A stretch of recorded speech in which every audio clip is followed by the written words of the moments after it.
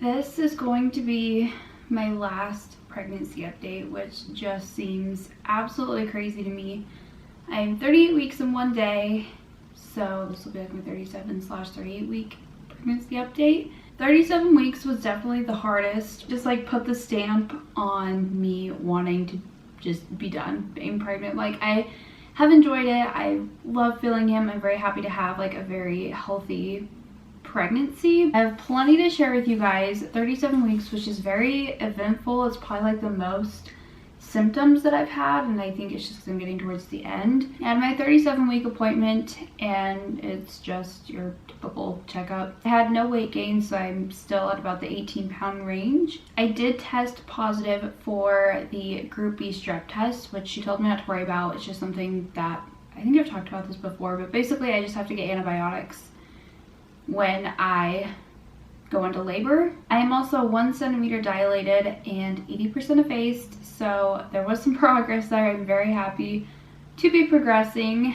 It's just that much less that I have to progress in the hospital. We did set a date for my induction. I don't know if I've talked about this or not, but we did decide on the date of May 8th. I don't know, like I kind of felt guilty for wanting to be induced. I was induced with my firstborn. It was medically needed though, because I did start to lose weight rapidly and my belly was measuring small, he was measuring small. This time around I seem to be having a much healthier pregnancy, and so I don't medically need to be induced. I've just hit that point with how my body's feeling and whatnot that I'm just like, I feel comfortable getting induced, but I also feel like I'm gonna get backlash because like I'm doing it a week early, so I'm going at 39 weeks instead of 40. So that would have been a Thursday.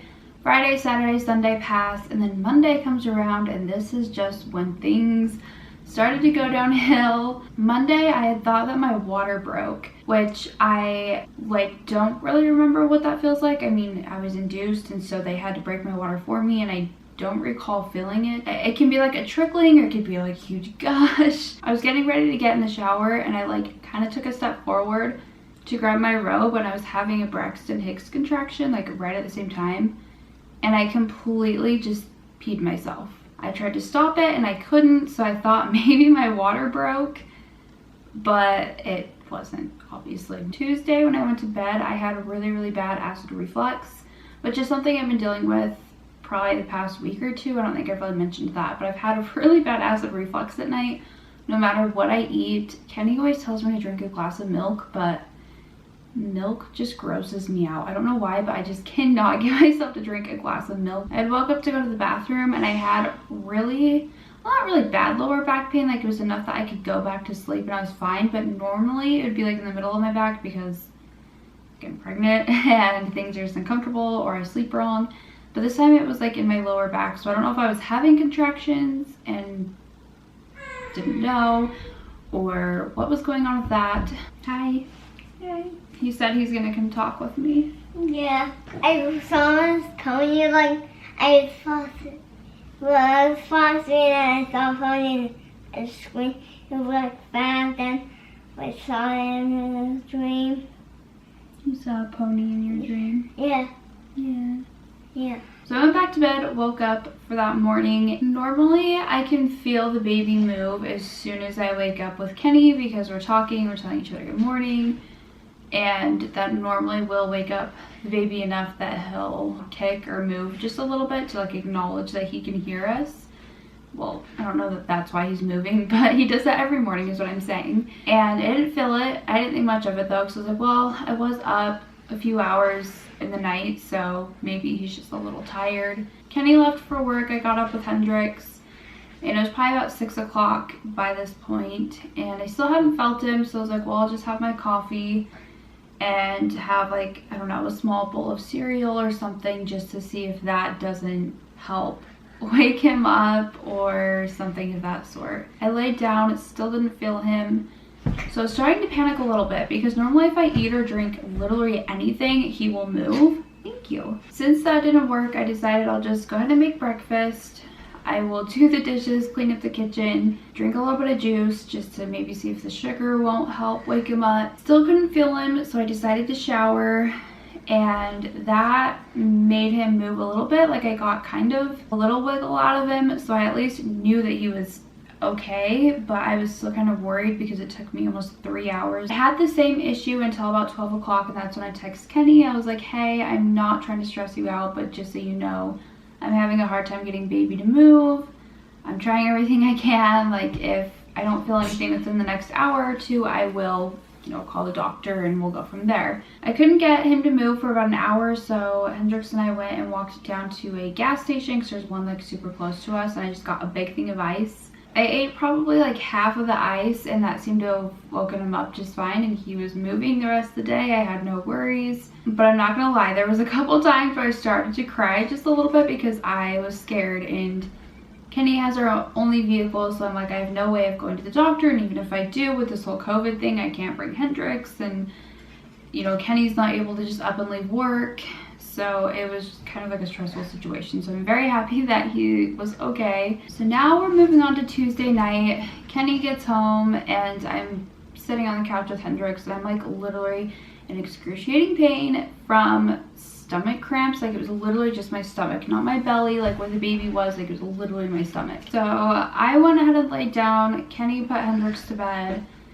and I was feeling a little bit better. I still wasn't able to fully fall asleep, so I woke up around midnight just from tossing and turning. I couldn't get comfortable. I didn't feel good. So around 2 a.m. I ended up throwing up. I went ahead and woke up Kenny, which I felt so bad because we had gone to bed really late again. I think we didn't go to bed till probably 10 or 11, and he had to be up at 5 for work. I don't know, I felt really bad, but I woke him up and I was like, my body is not okay. I don't know what's going on, but I'm throwing up now. It was really weird though, because I didn't have like a fever or chills or anything. It was just me throwing up. And this is where pregnancy, I don't even know if this is pregnancy related. It could have just been like a stomach bug. I don't know what it was, but I'm gonna be a little TMI here, but I had a very upset stomach along with it. So not only was I throwing up, but I had an upset stomach. That went on until about 3:30, and while I was like doing my thing about every 5 minutes, Kenny was like on Google. He's like, well, if it's pregnancy related, it could just be that your body's preparing for labor, like your muscles are starting to relax, which would make sense because that Monday I peed myself and couldn't control it. So I'm like, well, that would kind of make sense. I think the last time I threw up, I got in the shower and I was able to fall asleep by like 4 in the morning, 4:30ish maybe. And then from there on, like I've been completely fine. I've been really dehydrated, which I'm obviously working on.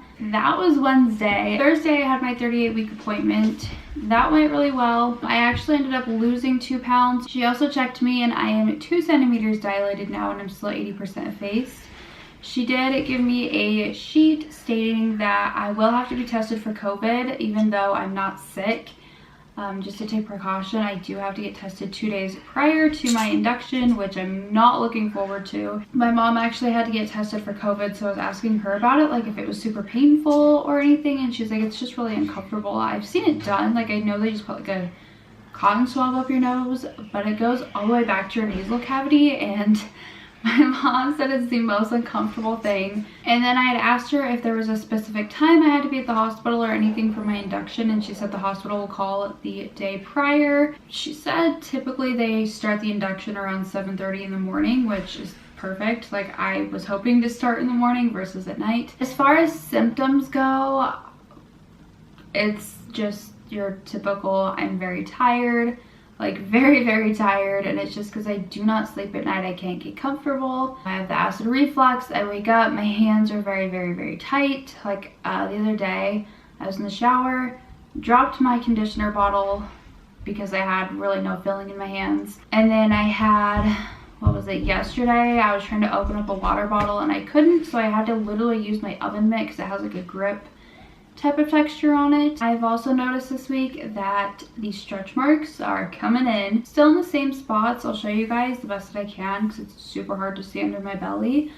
But I've noticed like on this side and then right above my belly button, like they're really coming in, which is fine. Like they'll eventually fade to a certain extent, so I'm not like super concerned about it, but it does make me a little sad sometimes. And then I think really like my last big symptom is that I'm still having a ton of Braxton Hicks contractions like all the time. So although it might have seemed like I complained a lot this pregnancy update, like I am still soaking up all that I can. I love looking at my belly, taking pictures of it, watching him wiggle.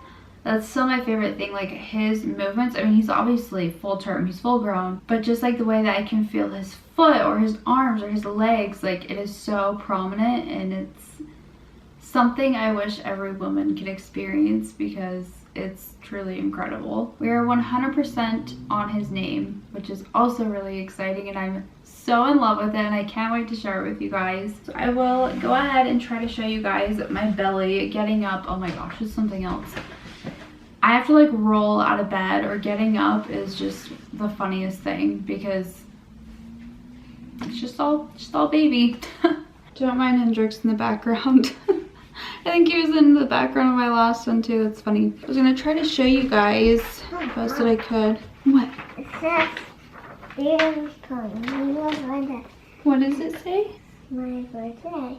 Your birthday? Yeah. Is this your birthday invitation? Yeah.